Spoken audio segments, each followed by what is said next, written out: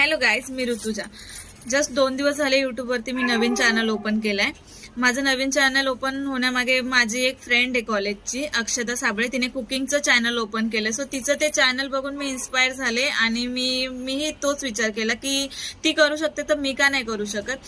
So त्या विचाराने मीही माझं नवीन चॅनल ओपन केलं आहे. सो माझ्यासारखे खूप सारे अशा बायका आहेत की ज्यांना ना असं युट्यूबवरती चॅनल ओपन करायचं पण त्या करू शकत नाहीत. का तर त्या हा विचार करतात की माझे नातेवाईक काय बोलतील. म्हणजे मेन प्रॉब्लेम कुठे असतो की आपले रिलेटिव्ह. तर मी त्यांच्यासाठी एक एक्झाम्पल सांगते. मीही तोच विचार करत होते आणि करते आत्ताही. हा व्हिडिओ करताना सुद्धा मी तोच विचार करते की हे ऐकूनही ते नावच ठेवणार आहेत.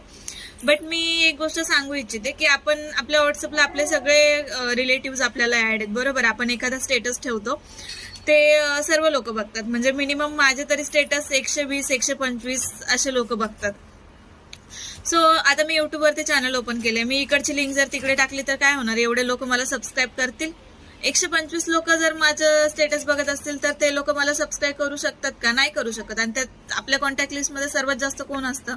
आपले रिलेटिव्ह, बरोबर. आपण कोणाचा विचार करतो? रिलेटिव्हचा.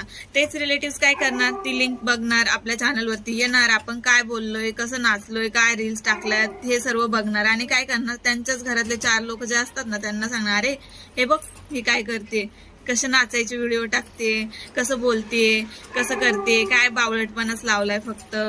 एवढंच करणार. ते लोक येऊन आपल्या चॅनलला आपल्याला सबस्क्राईब करणार का? नाही करणार. म्हणजे आपले जे सबस्क्राईब असणार आहेत ना ते कोण असणार आहेत? जे आपले अनोळखी लोक आहेत, ज्यांना आपले व्हिडिओ आवडतील ते लोक आपल्याला सबस्क्राईब करणार. आपले जे रिलेटिव्ह असतात ना घरातले, त्यांना आपले व्हिडिओ जरी आवडले तरी ते ना आता लाईक करणार, ना कमेंट करणार, ना आपल्या चॅनलला सबस्क्राईब करणार. सो त्यांचा विचार करणं म्हणजे कितपत